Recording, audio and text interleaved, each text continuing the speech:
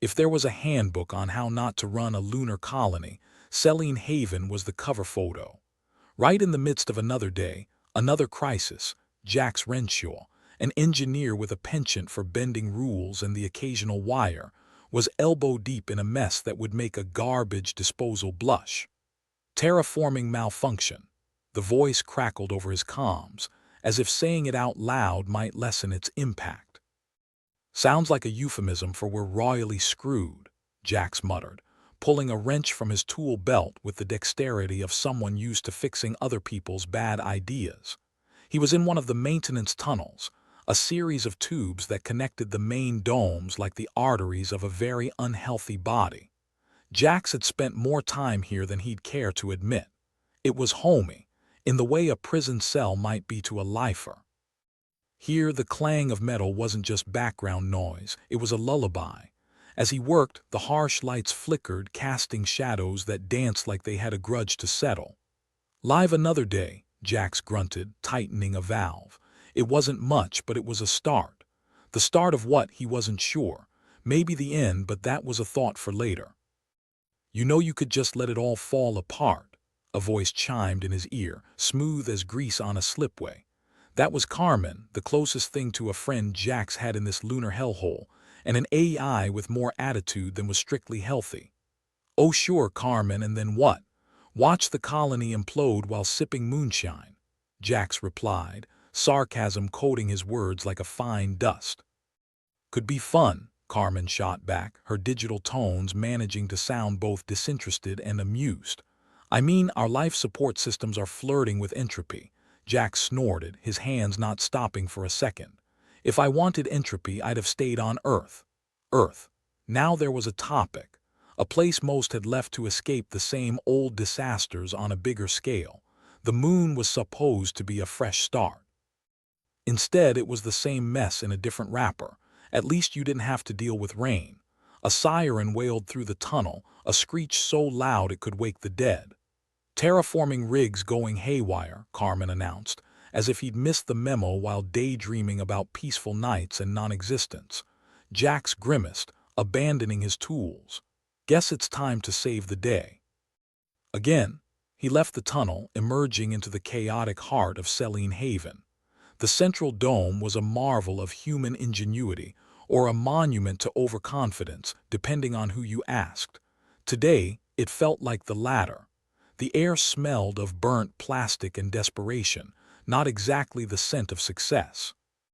Jax moved through the bustling crowd of settlers, all wearing that special expression of doom mixed with a dash of misplaced optimism.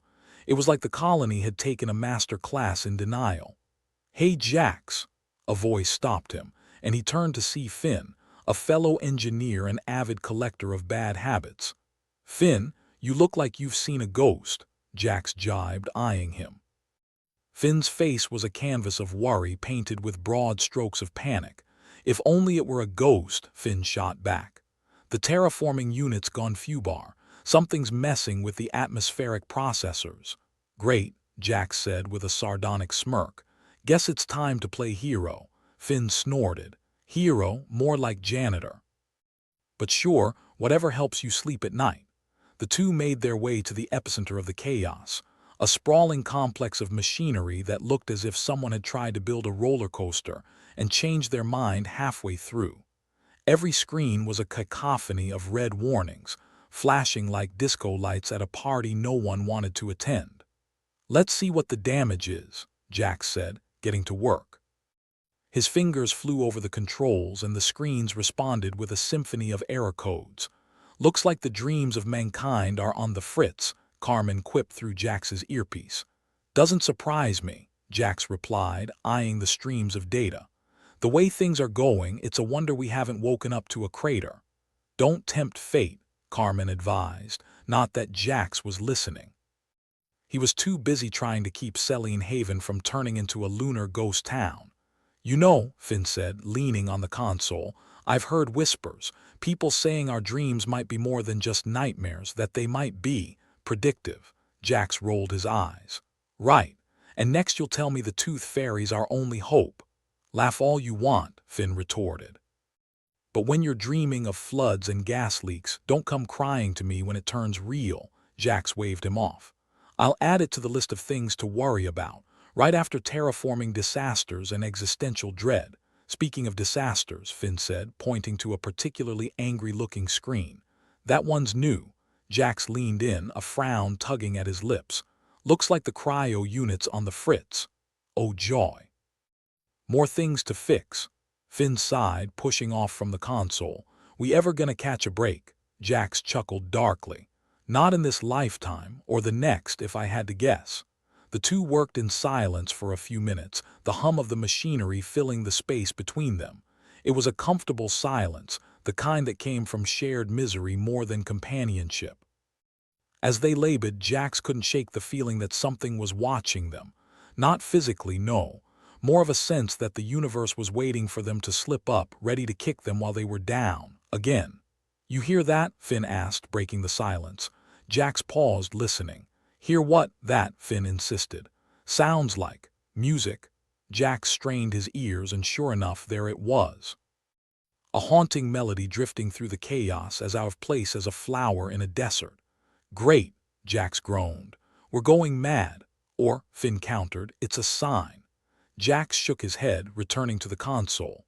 The only sign I need is the one pointing to where the hell this problem is coming from. As if in answer, the machinery sputtered, lights dimming momentarily before returning with a vengeance.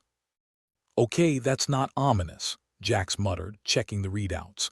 Maybe your dreams are trying to tell you something after all, Carmen suggested. Yeah, Jax replied, sarcasm dripping.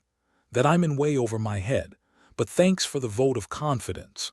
The rest of the day passed in a blur of frantic repairs and dark humor, with the threat of disaster looming over them like a storm cloud that refused to rain.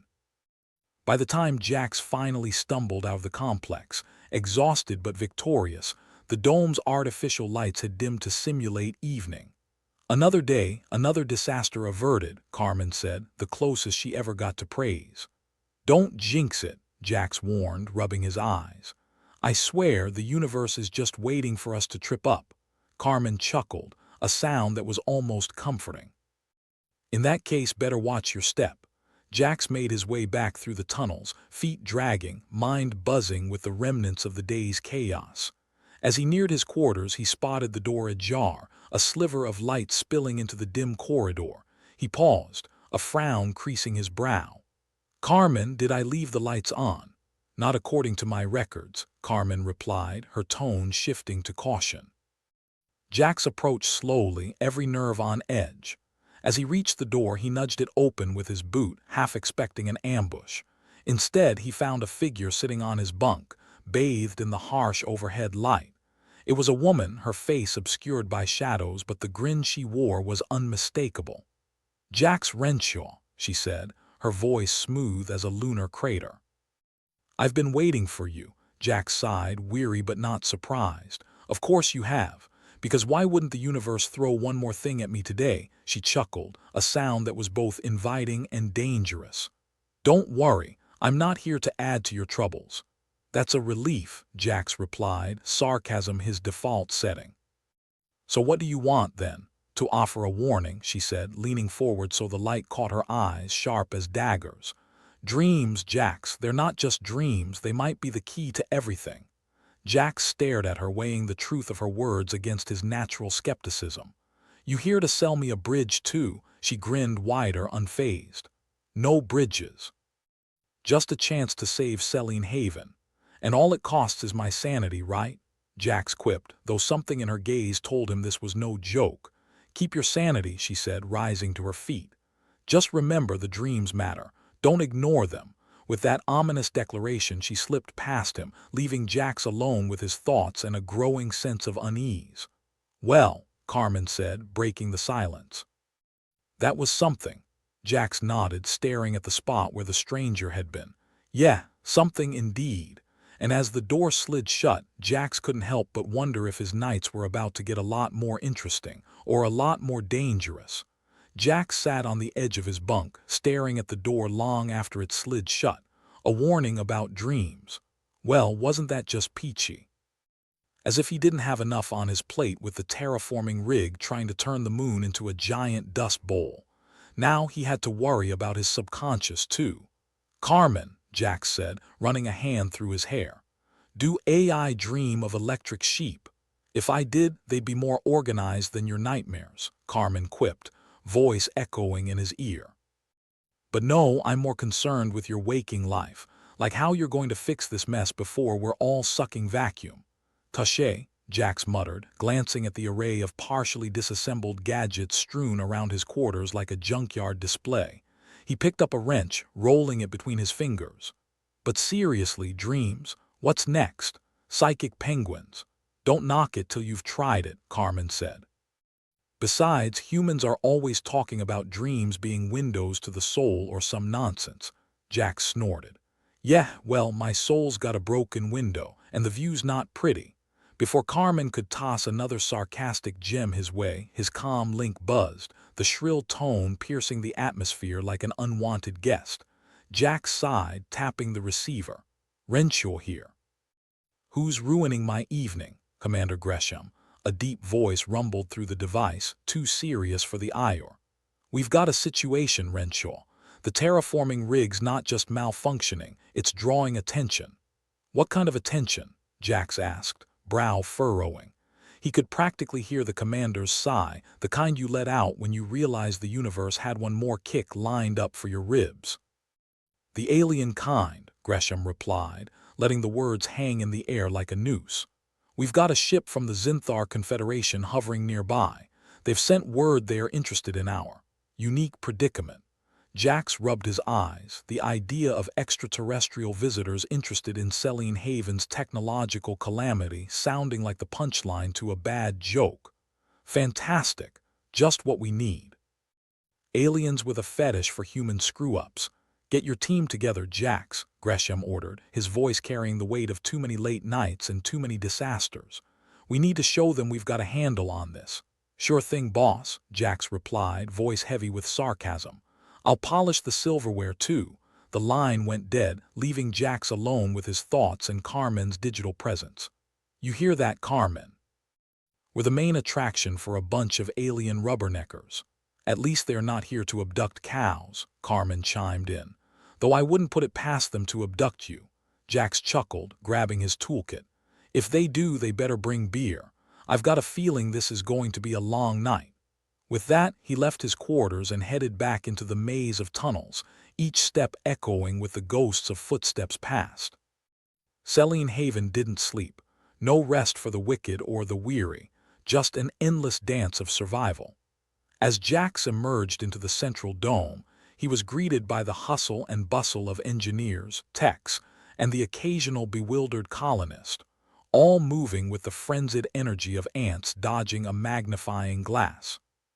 Finn caught sight of him, waving him over with a grimace that said, "Welcome to the party."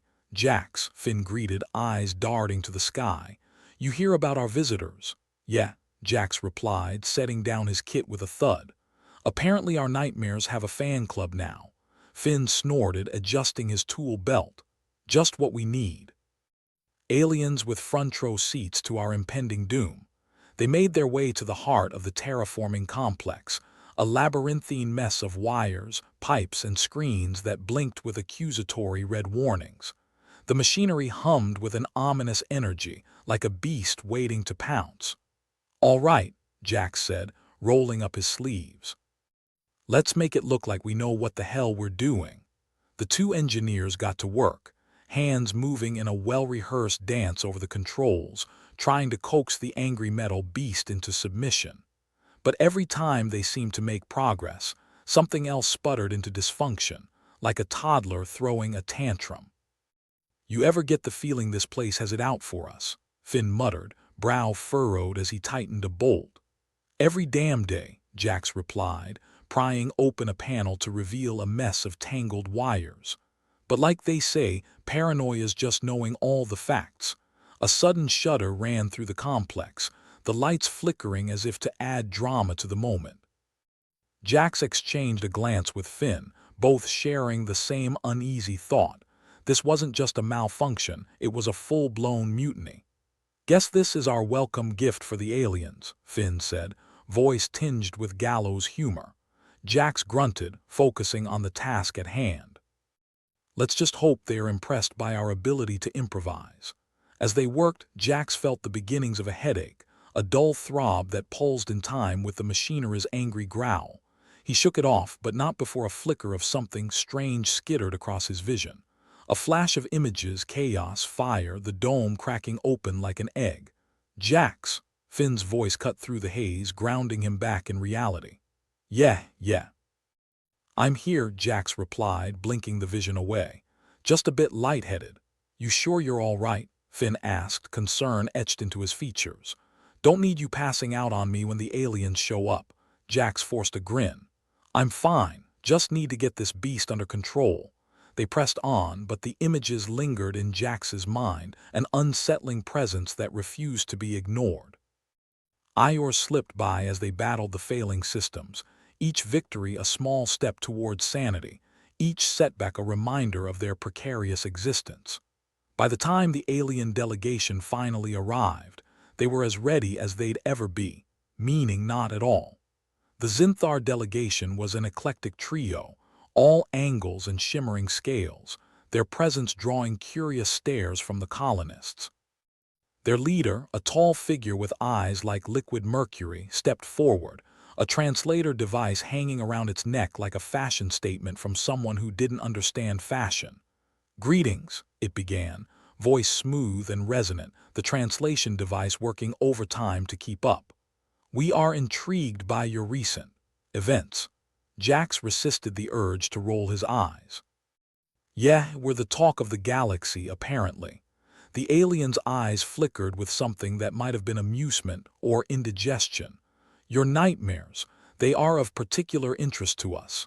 Must be nice to find human misery so entertaining, Jax replied, crossing his arms. But unless you've got some miracle fix hidden in those scales, we've got work to do. The alien tilted its head, a gesture reminiscent of a curious bird.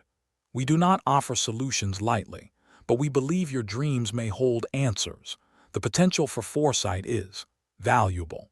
Jax exchanged a glance with Finn, both men wearing identical expressions of skepticism. You think our nightmares can predict the future? Jax asked, voice heavy with disbelief. The alien nodded, each movement fluid and deliberate. In some species, dreams have been known to tap into the weave of possibility. We suspect humans might share this trait. Hate to break it to you, Jax said, rubbing the back of his neck. But my dreams are more about running out of coffee and missing tool deliveries. The alien regarded him with an intensity that was almost uncomfortable. Perhaps, but the frequency of your dreams, their vividness, it may be a signal, one that we would like to study. Jax sighed, pinching the bridge of his nose. Look, studying my nightmare sounds like a fun Saturday night, but we've got a colony on the verge of collapse here. Precisely, the alien said, turning its gaze towards the malfunctioning machinery. Your survival may depend on what you dismiss as mere dreams. Finn leaned closer, voice low. Couldn't hurt to let them take a crack at it. Might be our only shot. And if they are wrong, Jax asked, skepticism warring with the faint glimmer of hope.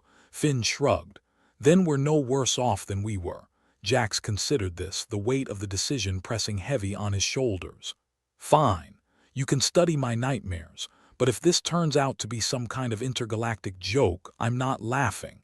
The alien inclined its head in acknowledgement. We appreciate your cooperation. We will begin preparations immediately. As the Zinthar delegation moved away, Jax found himself staring off into the distance, the machinery's hum a constant reminder of their precarious situation. Carmen, he said finally, the weight of the day settling into his bones.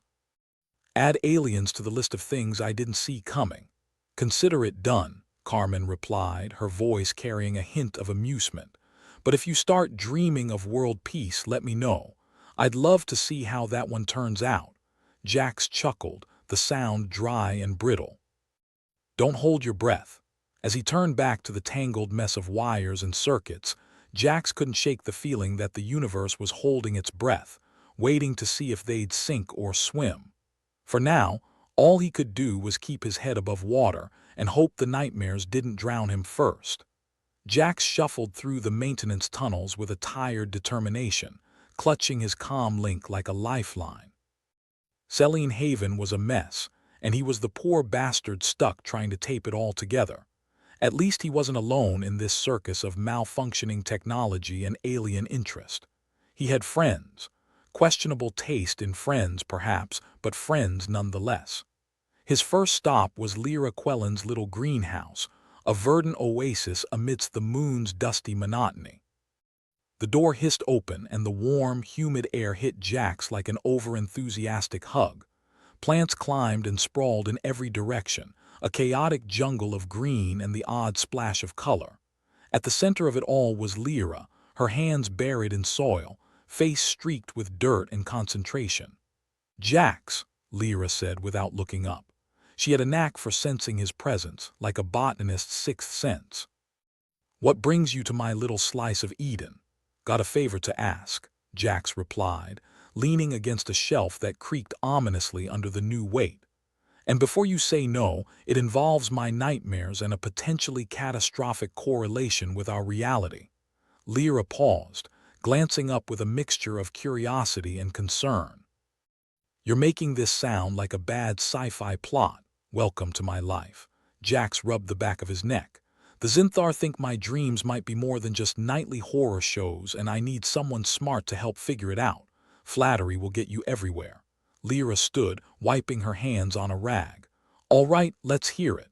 Jax relayed the latest developments, sparing no detail. Lyra listened intently, her brow furrowing deeper with every word. "So, the aliens think your subconscious is broadcasting the universe's greatest hits, more like our greatest screw-ups," Jax shrugged. "But yeah, that's the gist." Lyra tapped her chin thoughtfully. "All right, I'll need to set up some monitoring equipment, see if there's any pattern we can detect. It'll be like dream analysis, but with more explosions." "Explosions optional," Jax replied. "Just need to figure out if there's anything to this before the whole colonizing operation goes belly up." "Consider me on board," Lyra said, a determined glint in her eyes. "I love a good mystery, especially one that might save our asses." With Lyra's agreement, Jax felt a tiny spark of hope. But he still needed more brain power for this impromptu team, and Vin Dollies was just the kind of clever bastard he needed. Vin was hanging out in his usual haunt, a dim corner of the tech lab where wires and screens coalesced into a hacking paradise. The place smelled faintly of burnt circuits and desperation.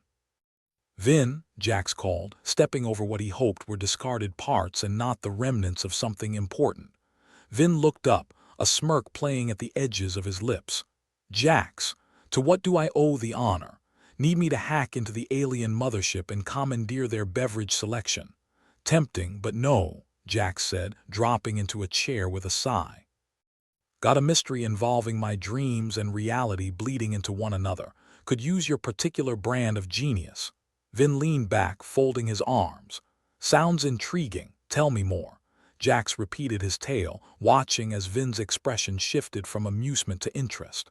"So, aliens are tuning into your nightmares like it's their favorite soap opera, something like that." Jax rubbed his temples. "I need you to help us see if there's any data we can pull from my dreams." "Sure," Vin replied, cracking his knuckles theatrically. "Always wanted to hack into someone's brain. Let's see what skeletons you've got lurking in that noggin." With his unlikely team assembled, Jax set about the task of turning his nocturnal terror into something useful. Lyra and Vin got to work, setting up an array of scanners and monitors around Jax's quarters. It looked like a cross between a science experiment and a mad scientist's lair, wires crisscrossing the room like a drunken spider's web. "So, what do we do now?" Jax asked, eyeing the setup with a mix of skepticism and hope. "We wait for you to sleep, obviously," Lyra replied, adjusting a sensor. "And cross our fingers that your brain decides to be cooperative." "Sleep," Jax muttered, sitting on the edge of his cot. "Right, because that's been easy lately." Vin chuckled. Hey, if it all goes sideways, you can always blame the aliens or the coffee. Jax lay back, the weight of the day pressing down until his body sank into the mattress. Just make sure to wake me up if I start screaming about dome explosions, all right? On it, Lyra promised, pulling up a chair beside the equipment. As sleep claimed him, Jax drifted into the realm of dreams. The boundaries between reality and nightmare blurred, images swirling in a chaotic dance of fire and failure. The familiar scenes played out, a glimpse of the dome cracking, the colony gasping for air, and an overwhelming sense of helplessness. But this time, as he dreamed, something shifted. The chaos resolved into patterns, the randomness coalescing into something that felt almost intentional. Jax's mind latched onto the details, the way the machinery faltered, the sequence of failures unfolding like a twisted script. When he awoke, gasping for air and drenched in sweat, Lyra and Vin were already poring over the data, expressions of grim anticipation on their faces. "Well," Jax croaked, sitting up and wiping his face with the sheet. Lyra exchanged a glance with Vin before speaking. "We think we found something. Patterns in the chaos. It's like your dreams are predicting the failure sequences." "That's insane," Jax replied, heart pounding not just from the adrenaline of the nightmare. "You're saying I'm some kind of psychic?" "Not necessarily," Vin said, looking thoughtful. "But there might be something in your subconscious that's picking up on things we can't consciously see. Like some kind of early warning system," Lyra added. "It might not be perfect, but it's more than we've got right now." Jax mulled over the implications, his mind racing. "So, if we can figure out how to interpret the dreams, we might be able to prevent some of the worst disasters." "That's the theory," Vin said, a devilish grin spreading across his face. "Consider yourself the new canary in the coal mine." Jax groaned, rubbing his eyes. "Great. Just what I always wanted."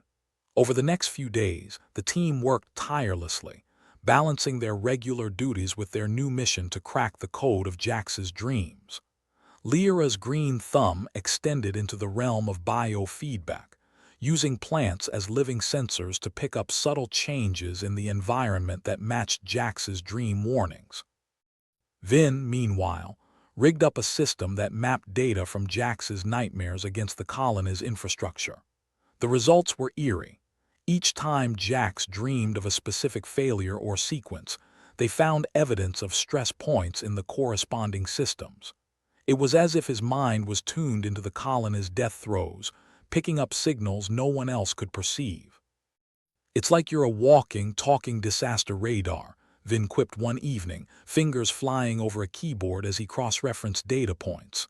"Fantastic," Jax replied dryly, sipping on a lukewarm cup of what passed for coffee. "Next thing you know, I'll be predicting lottery numbers."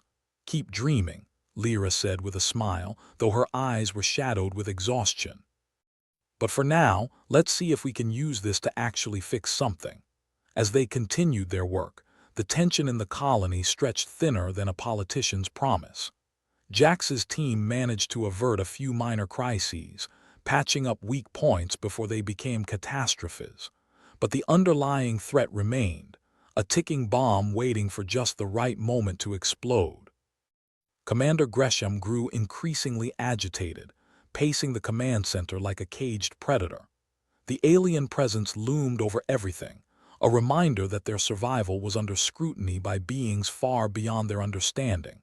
Despite the pressure, Jax found a strange sense of camaraderie with his team. They were a ragtag bunch, united by desperation and a shared determination to laugh in the face of chaos. It was a fragile alliance, held together by dark humor and the knowledge that their lives depended on each other. As the days turned into a blur of frantic activity and sleepless nights, Jax found himself at the heart of a storm he couldn't control. The dreams persisted, an unending cycle of warnings and dread. But with each nightmare, the team grew more adept at deciphering the messages, turning fear into action. One night, as Jax sat amidst the tangle of wires and equipment, Carmen's voice broke the silence. "You know," she said with that familiar edge of sarcasm, "if you survive this, you might just make dreaming a viable career path." Dreams for hire, Jax replied, a weary smile tugging at his lips. Bet I'd get some interesting clients. Just remember to add alien consultant to your resume, Carmen quipped. Might look good next to engineer and survivor. Jax chuckled softly, the sound mingling with the hum of machinery. Here's hoping I make it that far. And so, with a mix of fear, determination, and a generous dash of sarcasm, Jax and his team pressed on. They were walking a tightrope over an abyss, guided by the fragile threads of his dreams. But in the end, it was the only path they had, and they'd be damned if they didn't try. With each step, Jax could almost feel the universe watching, waiting to see if this band of misfits could defy the odds. If they could live another day, tethered to dreams and hopes held together by sheer stubbornness. In the cold expanse of space, on a moon named Selene Haven, Jax Renshaw and his friends danced with disaster and dared to dream of a brighter tomorrow. The universe, it seemed, had taken a particular interest in Jax and gave not one damn about his plans for a quiet life. Jax stood in the control room of Selene Haven, the walls vibrating with a low hum that suggested something was about to blow. Take your pick which. Carmen, his AI companion, piped up. You know, Jax, if you keep poking this many bear traps, eventually one of them's going to clamp down on something vital. Thanks, Carmen, Jax muttered as he tightened a bolt on the terraforming console, which appeared to be held together by sheer will and a dozen layers of electrical tape. I'll put that on my list of things I already know but can't do a damn thing about. As if the malfunctioning tech and the ever-looming threat of dome collapse weren't enough, the Zinthar Confederation had decided to escalate their interest in human dreams from passive viewing to a full-on reality show. They'd rolled in some of their own equipment, and now the command center looked like an alien flea market. Commander Gresham, a man whose patience was as thin as the atmosphere outside, was pacing around the room like a cat with a sore tooth. We need to figure out how to get them off our backs. They're watching our every move and I don't like it. Jax looked up from the console, his hands greasy with machine oil. I dunno, Commander. We could wave them off with a strongly worded letter, but I've heard they only respond to interpretive dance. Gresham shot him a look that could wither plants, though with Lyra's help, even the weeds in the greenhouse were thriving. This isn't a joke, Renshaw. The colonies barely holding together, and the aliens are one more complication we don't need.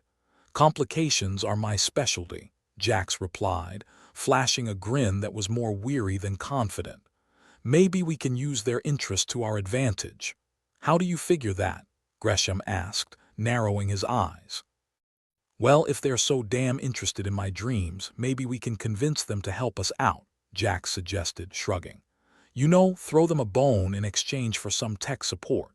Vin, who had been quietly observing the exchange while fiddling with a tangle of wires, chimed in. Or at the very least, we could get them to stop hovering like a bad smell. Gresham sighed, rubbing the bridge of his nose. Fine, see what you can do, but keep it quiet. Last thing we need is the colony thinking we're making deals with little green men. Noted, Jax said, turning back to the console and praying it wouldn't explode in his face. Meanwhile, Lyra was in her natural element, bustling around the greenhouse with a kind of energy that was infectious if a little worrying. The place was an oasis of green amid the moon's dusty monotony, and it was her pride and joy. She had set up a system of monitors that tracked environmental changes, hoping they might sync up with the chaos in Jax's nightmares. Jax swung by, still smelling like oil and desperation. How's it going, Lyra? Any signs of the plants developing psychic abilities yet? Lyra chuckled, her hands deep in a pot of alien soil. Not unless you count the basil telling me it wants more sunlight. Seriously though, we're seeing some interesting correlations between the dream data and plant responses. Interesting as in we're all going to die, or interesting as in there's hope after all. Somewhere in between, Lyra replied, wiping her hands on her trousers. The plants are showing stress patterns similar to what you're seeing in your dreams, It's like they're reacting to something we're not picking up on. So, we're all psychic now. Wonderful. Maybe we should start a band, Jack said, crossing his arms and leaning against the doorway. Lyra smiled, though it didn't quite reach her eyes. It's something, and something's better than nothing. Back in the command center, Vin was in his element, surrounded by screens displaying data that would make most people's eyes twitch. He was cross-referencing Jax's dream data with the stress points in the colony's infrastructure, a tedious process made bearable only by his sardonic wit.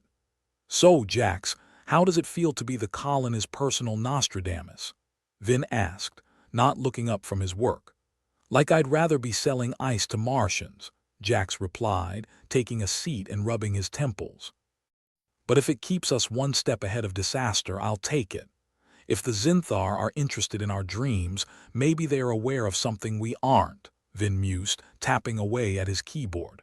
"Could be they think we're sitting on a gold mine of something," Jax snorted. "A gold mine of neurotic stress, maybe."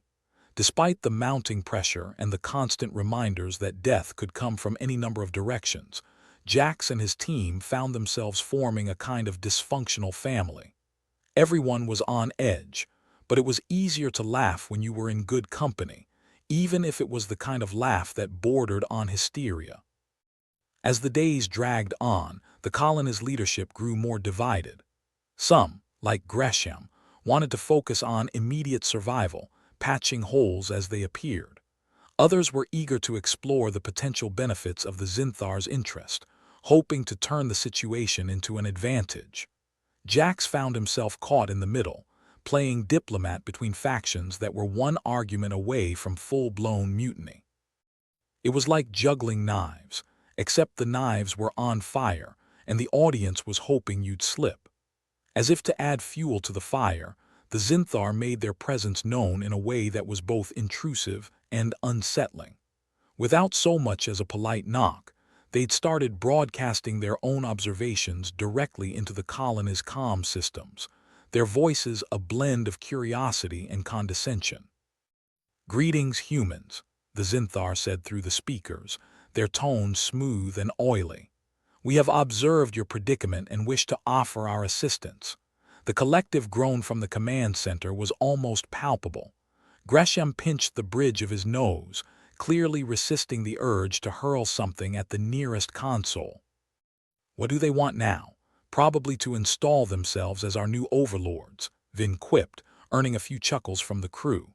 Jax raised his voice, addressing the invisible aliens with the kind of politeness reserved for unwanted relatives. "We appreciate your interest, but we're a little busy trying not to die at the moment." "Our interest lies in mutual survival," the Zinthar replied, not missing a beat. "We believe the information within your subconscious could be of benefit to us both." "Great," Jax muttered, turning to Gresham. "Now we're valuable." "Value is relative," Carmen broke in, her voice dripping with sarcasm. "You could always offer them your unique ability to annoy humans." "Thanks, Carmen," Jax said, shaking his head. The exchange with the Zinthar only served to exacerbate the tension within the colony. Some folks were in favor of accepting their help, seeing it as a lifeline. Others were convinced the aliens had ulterior motives and would rather take their chances with the moon's hostile environment than risk becoming lab rats for a bunch of extraterrestrial busybodies. "Well, this is a fine mess," Lyra said, joining Jax, Vin, and Gresham in the command center. "We're stuck between the rock of alien interest and the hard place of our own stupidity. At least we've got options," Vin said, still glued to his screens. Jax leaned back in his chair, staring at the ceiling as if it might offer some answers. "Options? I feel like we've got one option, keeping the colony in one piece." "Well, two if you count trying to make sense of the aliens," Lyra pointed out. "I mean, we could always try and turn this into a learning opportunity," Gresham grunted. "If by learning opportunity you mean figuring out why they're so keen on us, then yeah, I'm all ears." Jack sighed, rubbing his eyes. "I can't help but feel like they know something we don't." "Wouldn't be the first time," Vin said, shrugging. "But hey, at least we've got your dreams to guide us, right?" "Right." Jax replied with a dry laugh. Our compass made of nightmares. As the colony stumbled forward, Jax and his team doubled down on their efforts, balancing the delicate art of interpreting dreams with the not-so-delicate art of keeping everything from exploding. The Xinthar's presence was a constant reminder that they were being watched, evaluated like bugs under a microscope. And yet, as unwelcome as that was, it also offered a glimmer of hope that perhaps, just perhaps, they could find a way out of this mess. One evening, as Jax tinkered with yet another failing piece of equipment, Carmen chimed in. You know, if we survive all this, you might want to consider a career change. Like what? Jax asked absently, tightening a screw. Dream interpreter, alien negotiator, or maybe just a professional survivor, Carmen suggested, her tone as dry as the lunar surface. Jax chuckled, shaking his head. I'll keep that in mind. But for now, let's focus on not dying. And so, with sarcastic quips and a shared determination to keep breathing, Jax and his team continued their dance on the edge of disaster, each step guided by shadows and dreams. They might have been a ragtag bunch of misfits, but they were stubborn as hell, and in the vast, uncaring void of space, sometimes stubbornness was all you had. Jax Renshaw was having a hell of a week, which wasn't saying much because every week was a special kind of hell on this moon. The days had become a monotonous blur of patching holes in the colony's infrastructure and trying to keep the damn place from imploding. Not to mention the looming shadow of the Xinthar, whose interest in his nightmares was as flattering as it was unnerving. In the midst of this chaos, morale was plummeting faster than a meteor. The colony was a pressure cooker, and everyone inside was starting to feel the heat.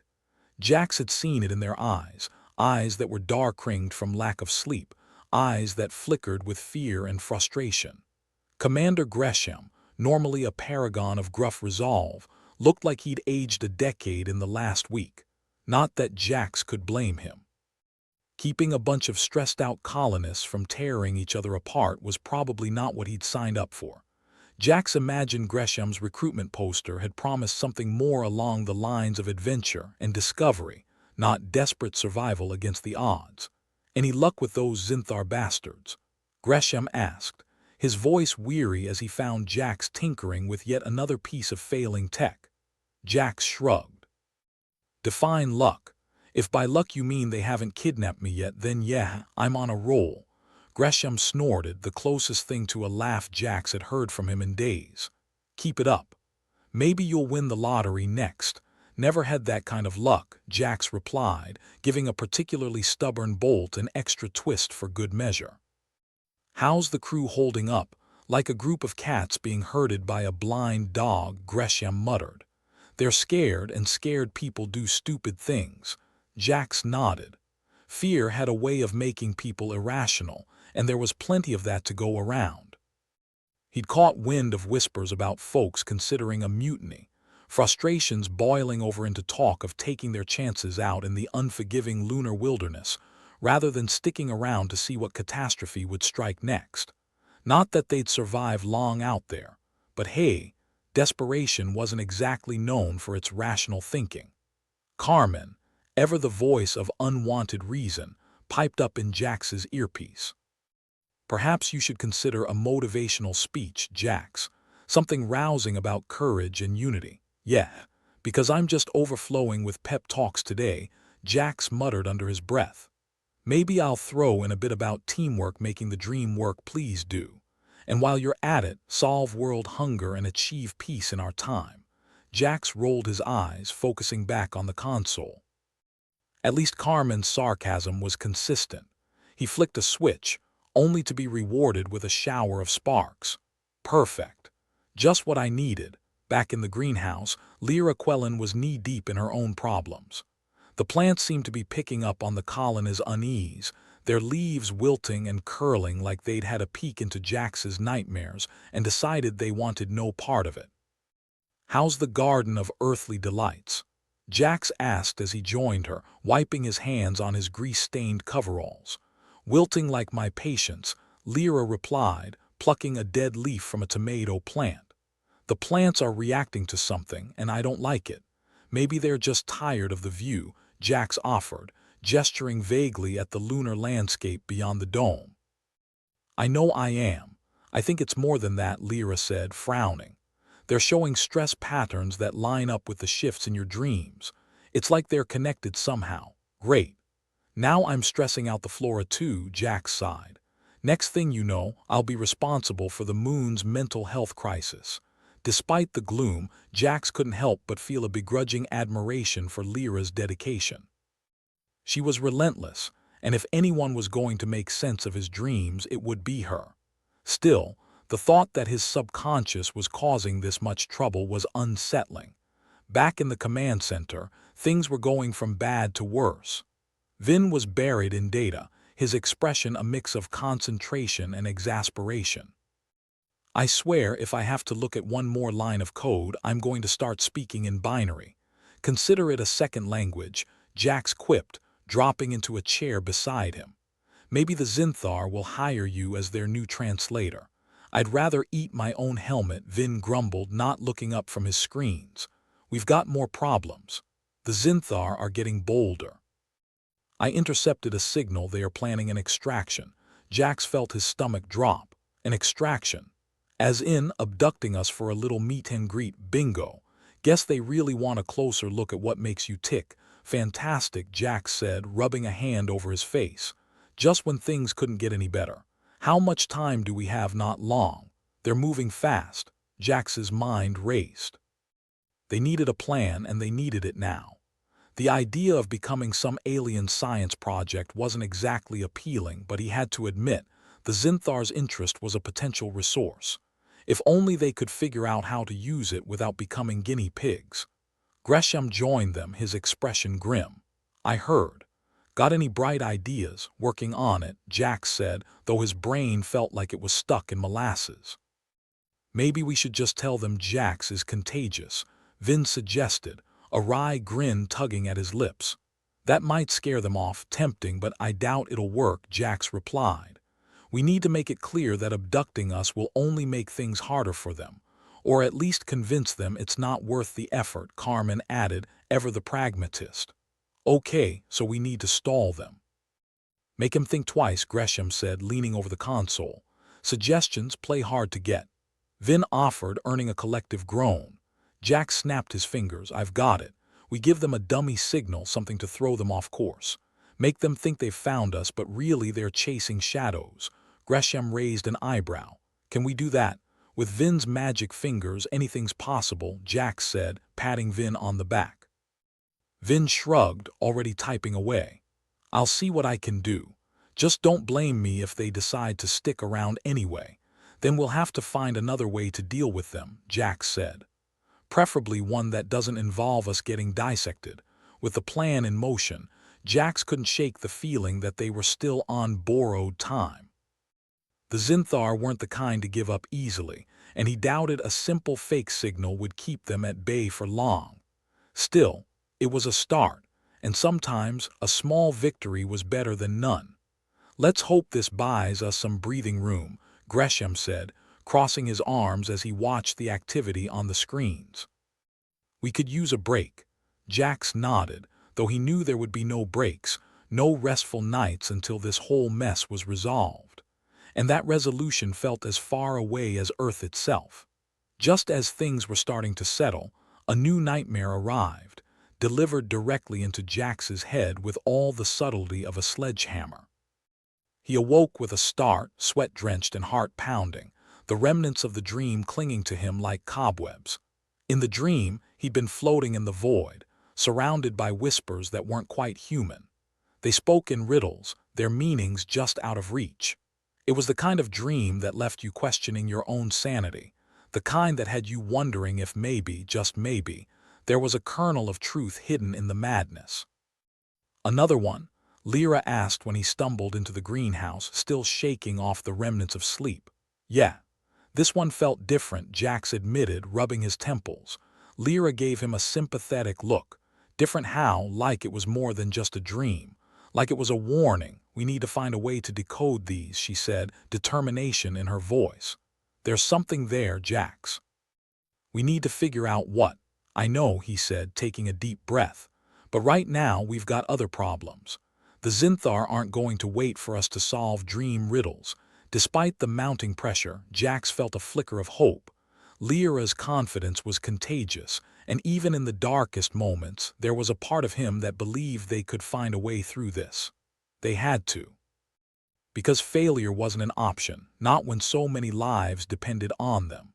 As the days stretched into nights, the colony's atmosphere grew tenser, the shadows longer. People whispered in corners, casting nervous glances over their shoulders as if expecting the Zinthar to materialize at any moment. But amidst the fear and uncertainty, there was a resilience, a stubborn determination to survive against the odds. Jax could feel it, a quiet strength that ran through the colony like an undercurrent. It was the tiniest glimmer of hope in an ocean of despair, but it was there. With Vin's help, they managed to send out the dummy signal, a digital breadcrumb trail designed to lead the Zinthar on a wild goose chase. It was a gamble, but one worth taking if it meant buying them a little more time. Done, Vin announced, leaning back in his chair with a satisfied nod. Let's see if they take the bait. Jax exhaled, relief mixing with tension. Here's hoping they're as gullible as we think. We'll find out soon enough, Gresham said, his tone a mixture of hope and resignation. The waiting was the hardest part. Eyes stretched into eternity as they watched the screens, looking for any sign that their plan had worked. And then suddenly the indicators shifted. The Zinthar had taken the bait, their signals veering off course away from the colony. The room erupted in a cheer, a brief moment of triumph in a sea of uncertainty. Looks like we've bought ourselves some time, Jax said, grinning at Vin. Don't get too comfortable, Carmen warned. They'll be back. I know, Jax replied, his smile fading. But for now, it's something. With the immediate threat averted, the colony took a collective breath. It wasn't a permanent solution, but it was a step in the right direction. As they settled into a cautious calm, Jax couldn't help but wonder what the future held. The nightmares still loomed large, their meanings elusive and tangled. But as long as there was a chance, no matter how slim, of unraveling the mystery, he'd keep fighting. Because sometimes stubbornness was the only thing keeping you alive. Hey Jax, Gresham called, pulling him aside. You've done good work. Keep it up. Jax nodded, feeling the weight of responsibility settle on his shoulders. I'll do what I can, and as he turned back to face the challenges ahead, Jax felt a strange sense of peace. The odds might be stacked against them, but they weren't beat yet. Not by a long shot. As long as they had each other, they had a fighting chance. And in the cold, unforgiving expanse of space, sometimes a fighting chance was all you needed. Jax had never been a fan of nightmares. They tended to ruin his morning, make his coffee taste like despair, and leave him with the nagging feeling he was being watched by something a little less benevolent than the usual colony pests. And now, his subconscious was apparently playing matchmaker between his dreams and the colony's problems. He didn't need to be a genius to understand that the newly discovered flaw in the terraforming equipment was no coincidence. His nightmares were like an unwanted newsletter from his brain, and the latest issue spelled doom, and not the fun kind with dragons and loot. Jax, you look like you've seen a ghost, Carmen chimed in, her voice dripping with just the right mix of sarcasm and feigned concern. More like I've been haunted by one, Jax grumbled, staring at the terraforming console as if willing it to reveal its secrets. I think these nightmares are connected to this damn rig. Well, your subconscious has excellent taste in tech disasters, Carmen replied. What did you find? Jax sighed, running a hand through his hair. It's a glitch, a big one. The kind that might turn us all into space dust if we're not careful. The classic explode and die scenario. My favorite. Jax gave her a wry smile. I aimed to entertain, as much as he hated to admit it, they needed to deal with this head-on. Ignoring the problem wasn't an option, not unless they all fancied turning into a memory in the colony's obituary. It was time to pull in the big guns, figuratively speaking. He flicked open the comm link, the device chirping to life with a sound that was far too cheerful for the current mood. Lyra, meet me in the command center. We need to talk plants and dreams." The response was immediate. "I'm on my way," she said, her voice crackling slightly through the static. "Is this about the terraforming rig?" Carmen asked, her tone shifting into something vaguely resembling concern. "More or less," Jax replied. "Guess I'm the harbinger of bad news today." When Lyra arrived, she brought with her the scent of the greenhouse, a mix of earthy tones and something almost floral. It was a welcome change from the sterile smell of electronics and failure. "You look like you've been hit by a truck," Lyra said by way of greeting, her eyes scanning his face. "Probably feel worse than that," Jax replied, gesturing to the console. "We've got a problem, and it's bigger than my nightmares." Lyra's expression shifted to one of concentration. "Show me." Jax launched into an explanation that would have put most people to sleep. The problem with the terraforming rig was a subtle one, buried deep within the code. It was the kind of flaw that could go unnoticed until it decided to blow everything up. "Nice to know our colony is literally built on a ticking time bomb," Lyra commented dryly. "Hey, nothing like a little existential threat to keep things interesting," Jax replied, his voice heavy with sarcasm. "So the big plan is to fix it, or at least try. That doesn't sound very reassuring." "Well, I'd be more reassuring if I wasn't making it up as I go," Jax admitted. "We need to recalibrate the system, get it running without the imminent threat of fiery death." "Any ideas?" Lyra tapped her chin thoughtfully. "The plants have been reacting to your dreams, right? What if there's a way to stabilize the system using their responses?" Jax blinked. "You're saying my nightmares might be the key to not blowing us up. Stranger things have happened," Lyra said with a shrug. They were interrupted by the arrival of Commander Gresham, his face as grim as ever. "What's going on here?" he asked, looking between them with suspicion.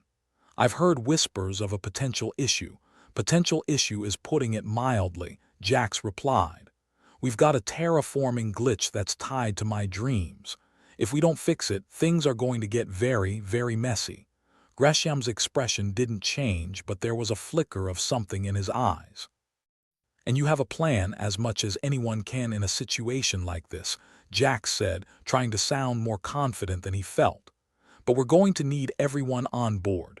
Gresham nodded slowly, his gaze shifting to Lyra. "You're in on this." "Wouldn't miss it for the world," she replied, her voice laced with dry humor.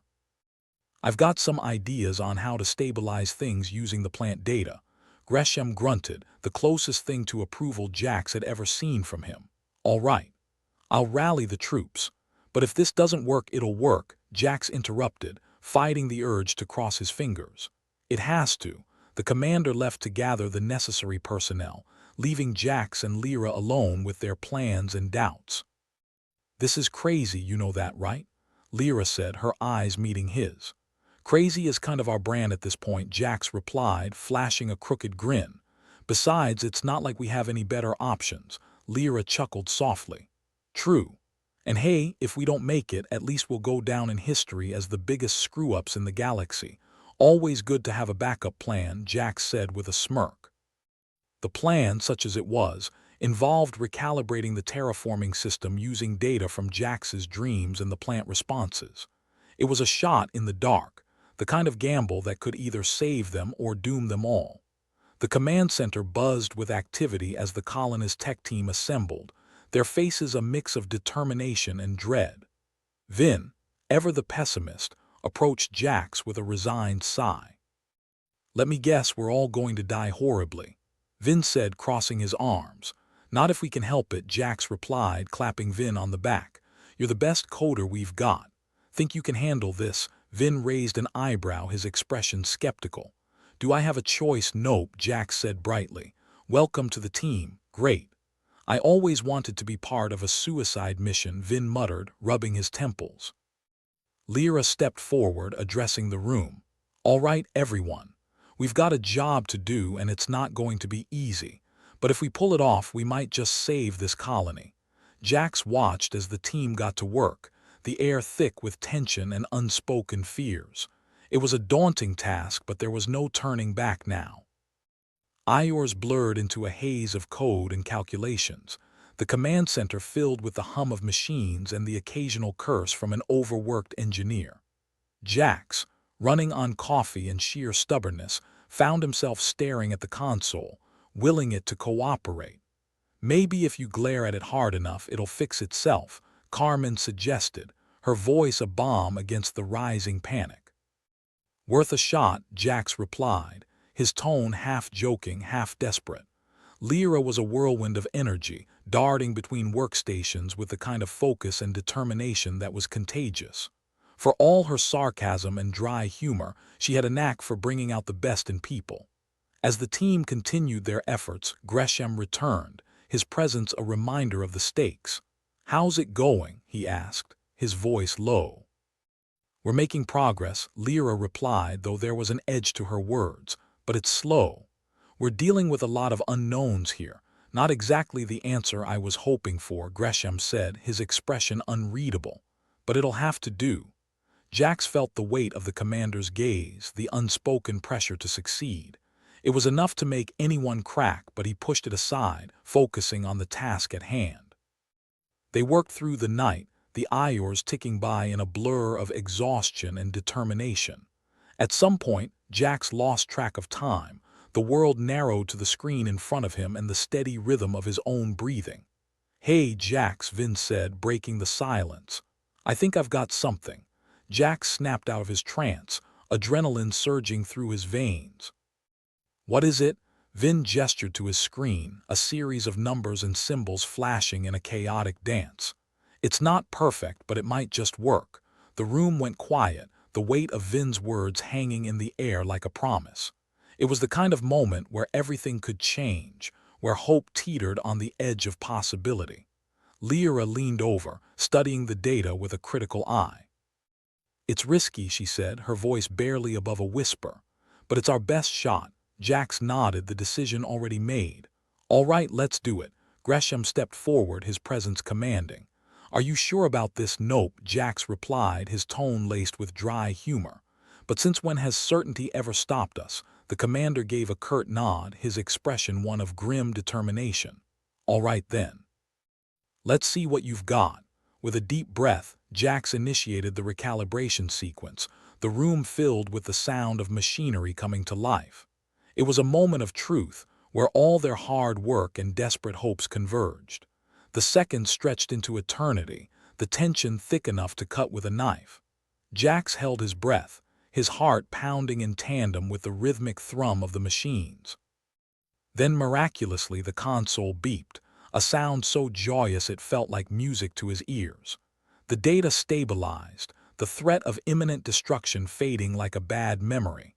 "We did it," Lyra breathed, her voice filled with wonder and relief. Jax allowed himself a small smile, the weight of the world lifting from his shoulders. "Looks like we're not dead yet."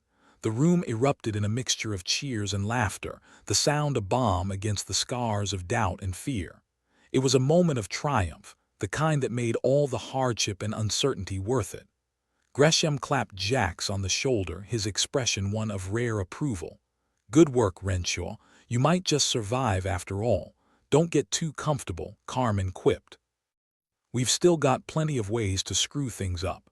Jax couldn't help but chuckle, the sound tinged with exhaustion and relief.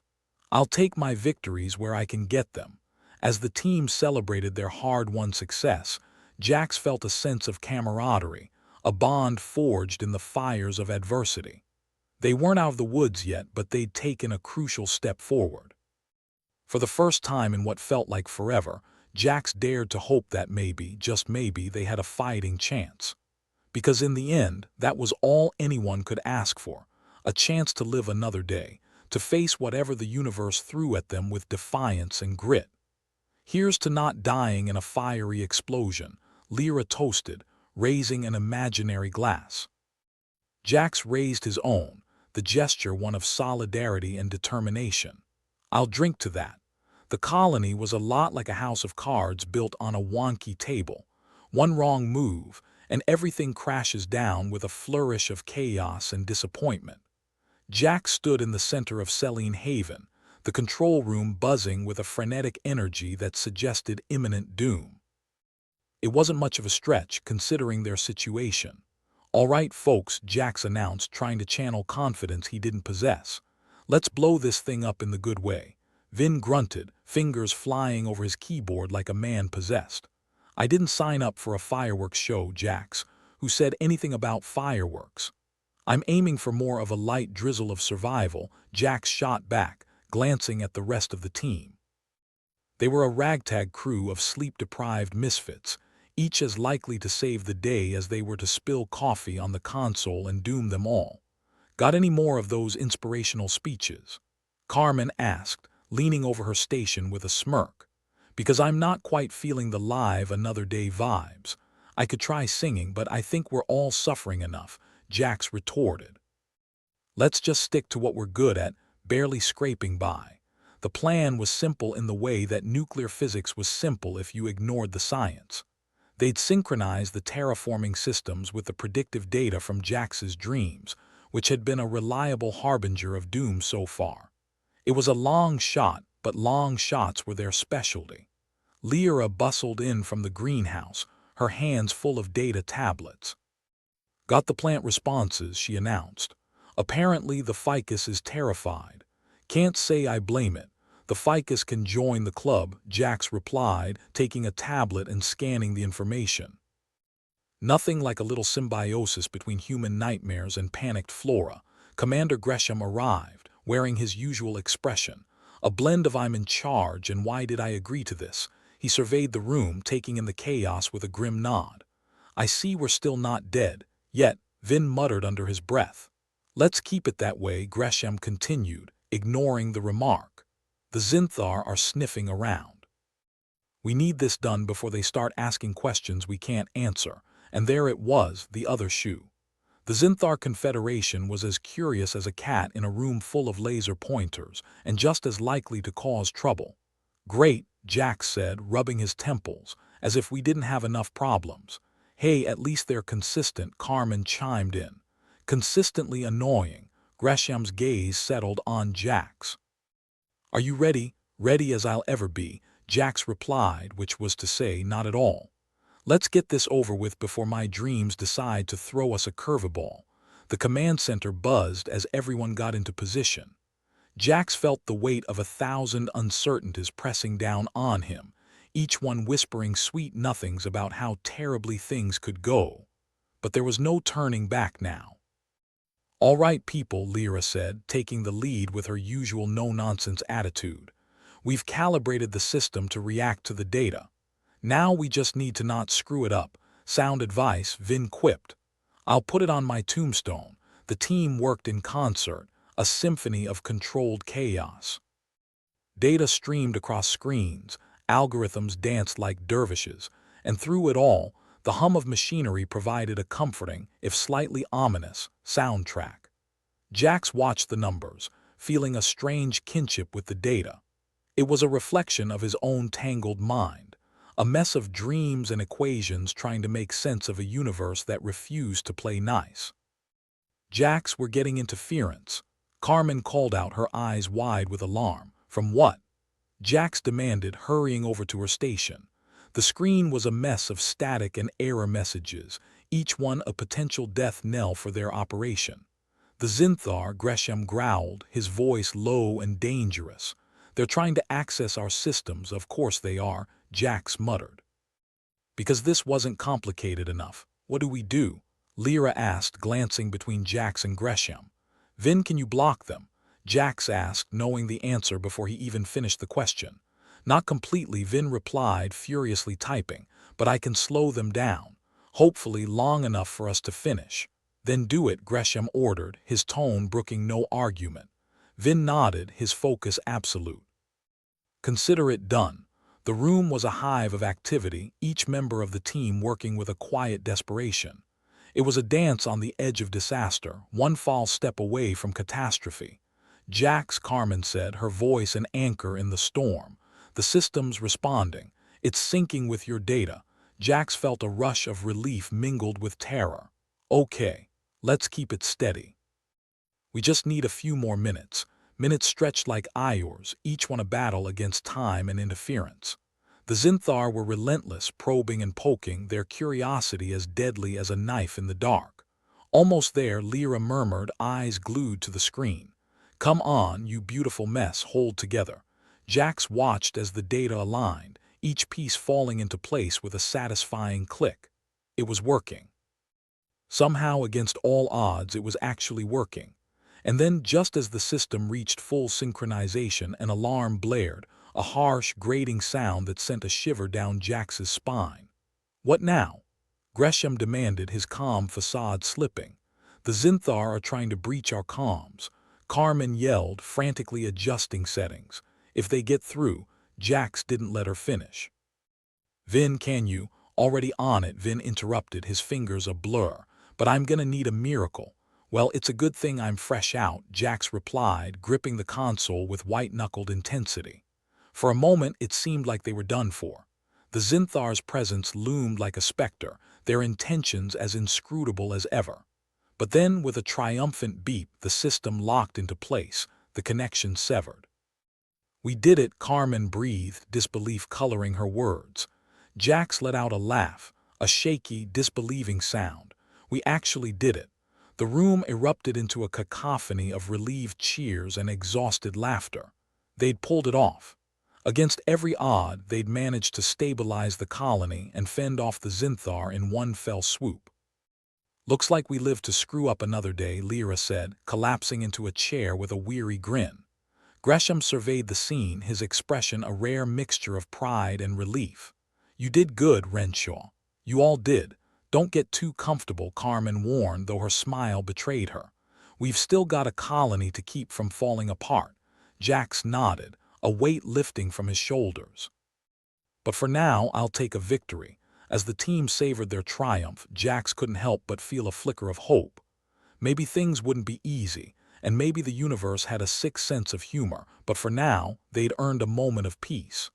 "Here's to saving our sorry asses," Vin toasted, raising an imaginary glass. "To not dying today," Jax echoed, the words a promise and a challenge. The colony had survived another day, its people stubborn and resilient. And as they stood there amidst the clutter and chaos, Jax realized something. Maybe, just maybe, his nightmares weren't just harbingers of doom. Maybe they were a reminder of what it meant to fight, to struggle, and to keep going even when the odds were stacked against you. And with that thought, Jax allowed himself a small, weary smile. Because in the end, that was the real victory, finding hope in the midst of darkness, and the courage to face whatever came next. The dust was still settling in Selene Haven, but for once, it wasn't from a cave-in. It was the aftermath of what might generously be described as a victory, or, if you were feeling particularly cynical, a temporary reprieve from complete annihilation. Jax leaned against a console that hadn't yet given up the ghost, surveying the scene with a mix of disbelief and bone-deep exhaustion. "Well, that didn't suck as much as I thought it would," Carmen said, sliding into a chair beside him. "I mean, given our usual standards." "High praise," Jax replied, his voice carrying the tired humor of a man who had just dodged a bullet the size of a moon. "I'll take it." Gresham stood nearby, arms crossed, looking as if he was trying very hard to maintain his usual stern composure. It wasn't working.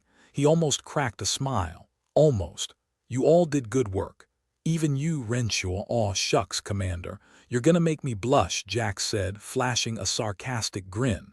"Let's not make a habit of it, though." "The compliments, I mean, not the saving the day." The Zinthar, true to their erratic nature, had retreated. Perhaps they'd realized that humans were a bit more resilient and unpredictable than their initial calculations had accounted for. Or maybe they just lost interest, like a toddler getting bored with a particularly annoying toy. Lyra, ever the pragmatist, had already set about organizing the chaos. "Vin, can you pull up the system logs? We've got to see what sort of mess we're dealing with now." Vin nodded, his fingers already flying over the keys. "Sure thing, Lyra. Let's see how badly we've broken it this time." Jax watched them with a sense of pride. They weren't just holding the colony together by sheer stubbornness anymore. They were actually starting to look like a team. A dysfunctional, argumentative, sleep-deprived team, but a team all the same. Lyra glanced at Jax, her expression unreadable. You know, your dreams might actually have saved us this time. Well, that's a first, Jax said, scratching his head. I always thought they were just nature's way of telling me to drink less before bed. She smirked, a softening of her usual businesslike demeanor. Maybe the Zinthar were right to be interested. There's something to be said for intuition and instinct. Yeah, like when you just know there's no milk left in the fridge, but you check anyway, Carmen chimed in. Real sixth sense stuff. Groundbreaking, Jax deadpanned. The team began the painstaking task of assessing the damages. The terraforming systems had taken a beating during the Zinthar's digital assault, and it was up to them to make sure the moon didn't morph into a smoking crater. Again, Lyra took charge, directing the others with an efficiency that would make a robot jealous. All right, we need to realign the atmospheric processors and check the biosphere integrity. Vin, you take the eastern sector. Carmen the west, and I'll just sit here and look pretty, Jax asked, folding his arms. Pretty's a stretch, Carmen shot back with a smirk. But hey, whatever helps, Jax, you're with me, Lyra continued, ignoring the banter. We need to re-establish the greenhouse parameters. If the plants die, we might as well pack it up and call it a day. Nothing like a bit of pressure to get the blood pumping, Jax said, pushing off from the console. Lead the way, O queen of the chlorophyll. As they moved through the warren of maintenance tunnels towards the greenhouse, Jax couldn't help but feel a strange sense of calm. The chaos of the last few days had solidified one thing: they were in this mess together. There was something comforting about shared misery, even if it was just knowing that someone else understood exactly how much everything sucked. Do you ever wonder what the Zinthar want with your dreams? Lyra asked as they walked, her voice echoing slightly in the narrow space. All the time, Jax admitted. But I'm more concerned about why they don't want them. Maybe they're smarter than we think, Lyra said, a teasing lilt in her voice. Or maybe they're just bored, he replied. I mean, what's more entertaining than watching a bunch of humans flail around in a giant Petri dish? The greenhouse was a welcome change from the utilitarian gloom of the tunnels.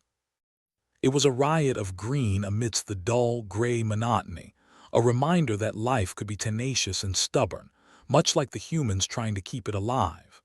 Lyra set to work immediately, checking sensors and muttering under her breath in a language that seemed to be part botany, part cursing. Everything all right? Jax asked, peering over her shoulder. Yeah, just peachy, Lyra replied, glaring at a particularly uncooperative interface. Remind me again why we didn't just stick to desert survival. At least then we wouldn't have to worry about the plant's feelings. Because someone thought terraforming a moon was a good idea, Jax said. And you know, breathable air is overrated. Point taken, she conceded, casting him a sidelong glance. So what now, fearless leader? Jax considered their options. The immediate threat had passed, but the colony was still hanging by a thread. The systems were fragile, morale was shaky, and the Zinthar could decide to pay another visit at any moment. But they'd managed this far, and as much as he hated to admit it, those damn dreams of his seemed to have a knack for nudging them in the right direction. I guess we keep doing what we've been doing, he replied finally. Patch things up, keep the place running, and hope the universe doesn't decide to drop another catastrophe on us. So, business as usual then? Lyra asked, arching an eyebrow. Pretty much, Jax agreed. And maybe try to convince the Zinthar that my dreams are just reruns of old Earth sitcoms. They worked in companionable silence, the greenhouse a bubble of serenity amidst the chaos. It was a fragile piece, but it was a start. As they wrapped up the last of the repairs, Jax couldn't shake the feeling that they were on the cusp of something. Whether it was disaster or salvation, he couldn't say. But for once, he wasn't dreading it. Maybe, just maybe, they could handle whatever came their way. Hey Jax, Lyra said, breaking the quiet. Thanks. For you know, no problem, Jax replied, understanding her unspoken words. For what it's worth, I'm glad you're here. They returned to Selene Haven, where the rest of the team was busy doing what they did best, saving their collective asses from the brink of oblivion. The mood was lighter, the relief palpable, even if it was only temporary. You all survived? Vin asked, his tone mocking surprise. Against all odds, Jax replied, and all logic. Gresham was waiting, his expression a touch less grim than usual. Status report. We're holding, Lyra said, taking charge. Greenhouse stable, system syncing. We're good for now. Good to hear, Gresham said, nodding. And the Zinthar gone for the moment, Vin replied. But I wouldn't count on them staying that way. The feeling's mutual, Jax said. We'll just have to be ready for them, Carmen stretched, letting out a relieved sigh. You know, for a second there, I thought we were done for. Only for a second. Jax asked, raising an eyebrow. Okay, more like 10 minutes, she admitted. But hey, we made it. Yeah, we did, Jax agreed, looking around at his ragtag team. They were scrappy, stubborn, and dangerously prone to sarcastic banter, but they were his. And maybe they were just what the colony needed.